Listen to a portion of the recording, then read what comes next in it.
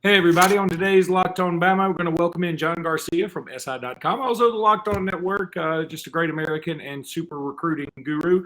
We're going to talk about Peter Woods. We're going to talk about Suntarine Perkins. We're going to talk about a lot of things. We're going to talk about Eli Holstein and his performance at the Elite 11. We'll talk about all that and more on today's Locked On Bama. You are Locked On Bama, your daily podcast on the Alabama Crimson Tide. Part of the Locked On Podcast Network, your team every day.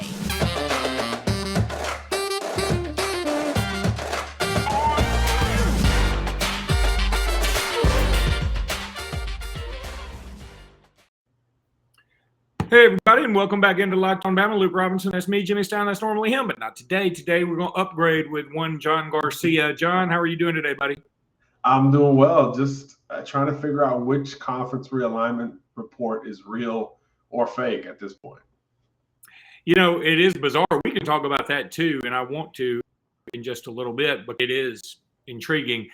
Also, for those watching on YouTube, I sincerely apologize for the chair. I am at the beach at Orange Beach. I've spent most of the morning finding sand dollars with my childrens. And when you have a bunch of children, you find a bunch of sand dollars. We have found over 200 sand dollars. So just ta-da. I mean, that's pretty good. That's I feel like I could donate that to some NIL stuff. I don't know. But, Jon,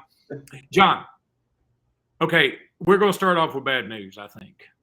Peter Woods will be committing to tomorrow, or as some people watch it or listen today on July 8th. Man, all the tea leaves, all the magic 8 balls, all the tarot cards read Clemson right now, don't they? Yeah, and it's surprising on a couple of fronts. Not that Clemson's going to land an elite recruit in Alabama. We have seen that over the years. But to do so after overhauling the defensive staff, Brent Venables, of course, now at Oklahoma, Todd Bates, who recruits the state of Alabama so well, goes with him to Oklahoma. The moment that happened, I said, oh, this is great for the Peter Woods sweepstakes, right? Because Bama's more likely, Georgia probably feels better, Florida, Jackson State, anyone else, Auburn in that conversation. But then they rally. You know, Dabo and company rallied. They got him back on campus multiple times. And it turns out that Clemson's stronger in this current construction of the defensive staff. And that's not something, again, going back to the coaching carousel, that's not something I expected when Clemson's assistants made their moves. But here we are, and they're in position to most likely grab a Peter Woods. It's, you know, we never know until we know. And certainly I would not imagine if he picks Clemson that Alabama would slow down in recruiting a Thompson Warrior out of, Alabaster, Alabama. But stranger things have happened in this recruiting process. So you got to kind of step back and tip your cap at some point here. Although, again, I think you put it the right way. I think if he picks Clemson, it's stinks. I know we talk about spin and all that stuff. There ain't no way to spin this one. Yeah, that is that there isn't. And a lot of people are going to blame Freddie Roach, and I don't think that's the issue. There is a very religious connection here, apparently. And, look, a lot of people believe Peter Woods will eventually flip to Alabama before signing day, that the pressure will just be too much. I hate, honestly, as an Alabama fan, I want Peter Woods at Alabama. But I would hate that he goes to Alabama out of peer pressure. I want people at Alabama who want to be at Alabama. And, I'm going to wish the kid good luck wherever he goes. But, boy, my goodness, what a pickup for Clemson if they get him. And, it puts a lot of pressure on Alabama to get somebody like a James Smith, I think, 100%. I do think it's fortuitous that this year's loaded in the state on the defensive front, which is a big need for Alabama, by the way. This isn't one of those years where you're like, well, if there's a guy who's an All-American type guy, we'll go grab him at that position, but we don't really need it. That's not the case for Alabama. I think there's going to be a lot of turnover over the next season and a half towards these younger defensive linemen. So you've got to hit in this class, whether they're playing as a true freshman or in that second year. You've got to hit on a couple of these bigger, more interior-focused players. James Smith becomes more important. Do you push harder for Kelby Collins, Hunter Osborne, in-state recruits that are pretty darn good players? I do think that will be fascinating to look at. going forward. And I do think that factors into Peter Wood's decision. He is not this big, stout interior DJ Dale, Fedarian Mathis, Quinnen Williams kind of player. He actually functions more on the outside, although we project him to be more of an edge setter or even an interior pass rusher down the line.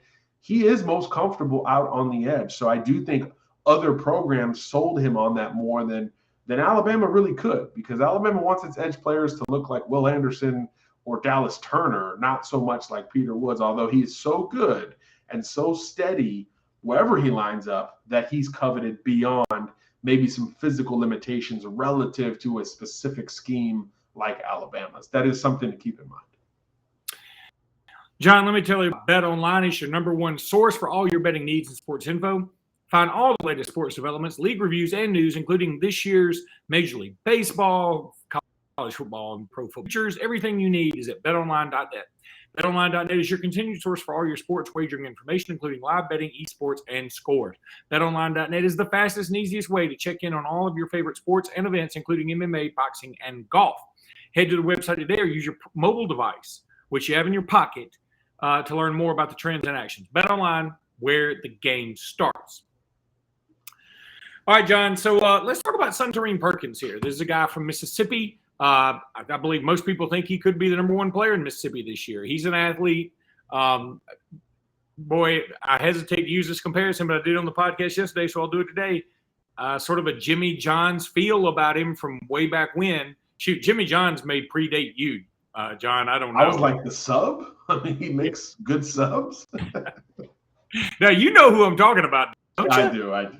Okay. I was about to say, I don't think you're that much younger than I am. But, yeah, anyway, he's got that sort of vibe like a jack of all trades. You hate to say master of none because he seems like a world-class athlete. But and I think in the end he would probably be at linebacker for Alabama. It sure feels like he's going to flip to the tide at any minute.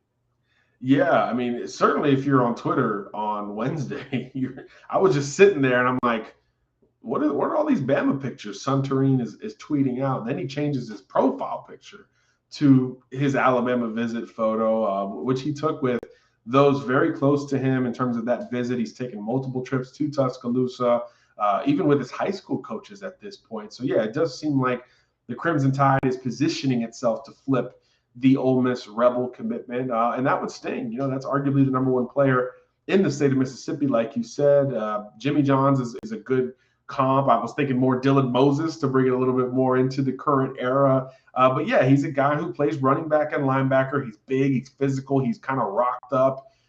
You don't know exactly where he's going to fit. So linebacker, because of the blend of all those traits, starts to make a lot of sense. And really, I would say as soon as the new year began, junior days started popping up, and that was like the first trip he took was to Tuscaloosa. So really, since the new year began, Bama has certainly projected as the top threat to the Ole Miss Rebels.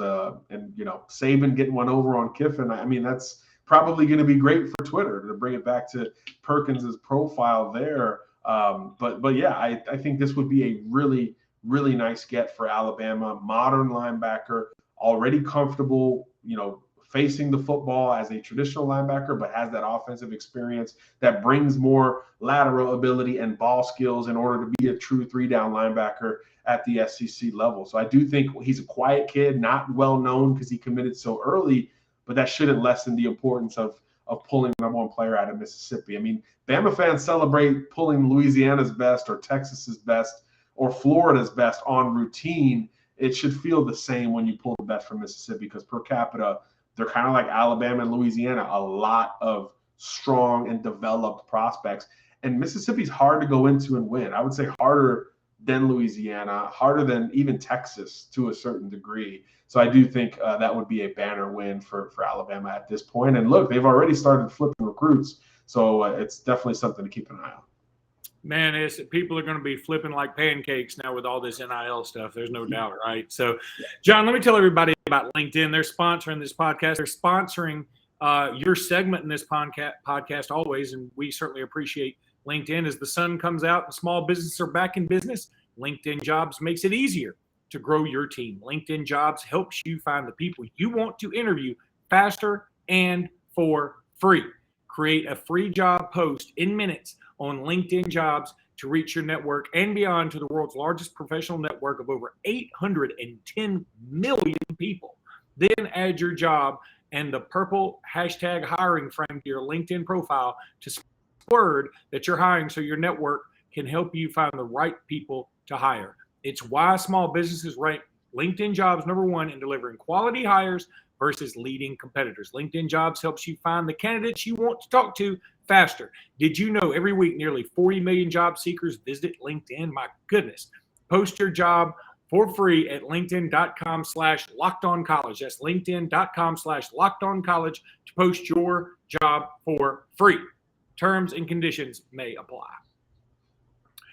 All right, buddy, I got to ask you, I do want to talk about realignment just for a second, just your thoughts on it. But Eli Holstein at the Elite 11.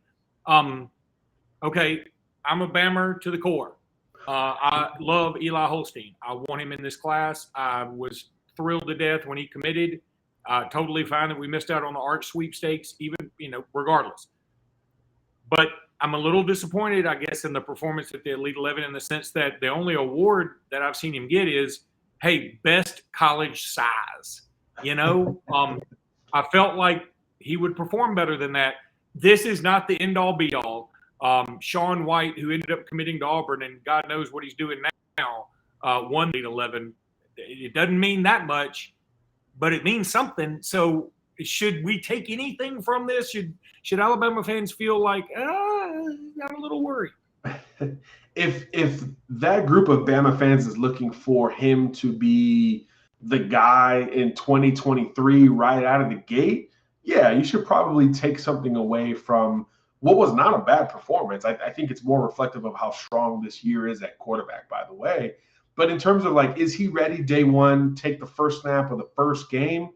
No, probably not. But I think we would have said that before, right? He's a one-year starter, and it was as good a year as you could have had, right? I mean, player of the year by Max Preps, state champion, outproduced Arch Manning by a wide margin as a passer and as a runner. I mean, all that stuff is as good as it could have gotten in 2021. But I think for the entire body of work, there's still work to be done here. And I do think that Eli can project as a guy that you develop into a multi-year starter, but I don't know if he's ready right out of the gate. It's hard to say that about any kid at any position who's only played and started, or I should say, 1 year of high school football, but there's a lot of traits at play. It's not just the frame. Yeah, 6'4", 220 looks great, and he carries it well, all that stuff, yes. But, man, he's really comfortable throwing on the move. He can push the ball down the field very easily. There are some things that you really can't coach with what he brings to the table. And there are some elements that he needs to improve on that you can coach. His delivery is quite long. I mean, I think that was really the biggest takeaway or turnoff in watching Holstein is it takes a minute for him to get from the ball is snapped to the ball is up and to the ball is delivered. It just takes a little hitch longer. But that's coachable, right? That's something you can work on. Place the ball higher, get a little stronger in the core and the upper body, and all that stuff ticks a little bit better. And that's something he talked about with Bryce Young. He got to sit down with him a little bit at the event, and he talked about his delivery, getting quicker there, mechanics. So I do think that he's aware of some of the areas to improve upon. So again, if this is about week one, year one, day one, all that stuff, yeah, you should probably be a little worried. But if it's about, hey, this quarterback room's kind of loaded with Jalen Milroe and Ty Simpson and maybe some others by the time we get there, I think you're okay from the Alabama perspective. He needs some development for sure, but the strong profile, foundation, athleticism, and just the natural juice he throws with, all of that is there. It just needs to be kind of molded into what the modern quarterback needs to be. So I certainly didn't come away from the event with a lesser opinion of Holstein, maybe just a more refined and kind of glaring, hey, this is the first thing he needs to tweak, but we're kind of good everywhere else. So I really liked what he brought on most days, and he got better as the camp wore on. I think that's always a good sign in looking at this competition because it's a lot to fly to the West Coast. I'm still tired from coming back. So I couldn't imagine doing that at 17 with NFL quarterback coaches and Heisman Trophy winners and candidates all around you, not to mention the media, the fans, and all that stuff. Yeah, unfortunately, when it comes to quarterback development these days, patience is a virtue, but it's more rare than good tuna. I mean, nobody's got, the wherewithal to hang on and just like, hey, let's hope this guy, even though arguably Alabama's best quarterback of the last 4 or 5 quarterbacks who've all been awesome and or have either won Heisman's or starters in the NFL was Mac Jones, who he waited and waited and waited, bided his time. All right, let's do talk realignment just for a second. What do you think the SEC is going to do here? They're not going to, Pat, there's no way, right? Yeah, I think, look, the SEC, in terms of all the conferences, that league cares about those 3 letters more than all the others. It feels like, right? That's their entire slogan, for goodness sakes. So there's going to be a counter here. Now, naturally, my brain goes to geography. So, okay, who's in the Southeast that is a banner program that could bring some football prowess and some non-football prowess? I know football is the drive starter, the conversation starter, certainly TV money, all that stuff. Yes. So I stay in the Southeast. I know there was one report, it's not confirmed at this point, that said Florida State and Clemson were among the teams interested. That makes sense to me, right? Obviously, the last 2 national champions out of the ACC, which kind of is starting to feel like the 4th of the Power 5 conferences. The Big 12 loaded up. Certainly the Big 10 just loaded up. And we know the SEC has been in pole position the entire time while the Pac-12 is going the other way. So if we're confident in 3 leagues kind of sticking around, the ACC becomes the next odd man out per se. So I do think that would be the target group from an optics perspective, and obviously from a geographical perspective, and from a winning perspective. I think you could naturally go Florida State, Clemson. I think Miami would be in that conversation as well. I think natural geography still matters here, especially with programs in each of those states, Florida and South Carolina, of course, already in the SEC. So it starts to make a lot of sense. Moves will be made. But look, the beauty of the SEC is they don't have to pick up the phone. I guarantee you the schools are the ones that are going to initiate this conversation, because that's how it's gone with Texas, Oklahoma, with USC, UCLA. And I think that continues whenever the next wave of realignment does hit. Yeah, it's kind of like Sarah Jean Underwood doesn't need to join Match.com. People are going to call her. Yes. The SEC is the Sarah Jean Underwood. Jimmy and I adore Sarah Jean Underwood, if that hadn't clicked yet. But anyway, Jon, man, thanks so much for being with us. Appreciate you. We will have you on again next week or very soon. I want to thank LinkedIn for sponsoring your segment. You do a fantastic job, buddy. And look, I might just text you tomorrow and cry virtually when Peter Woods commits to Clemson, I think. So thanks again, Jon. Appreciate your time, buddy. Appreciate you, man. Enjoy the beach. You deserve it. All right. Thank you, bud. Roll Tide. Cheers.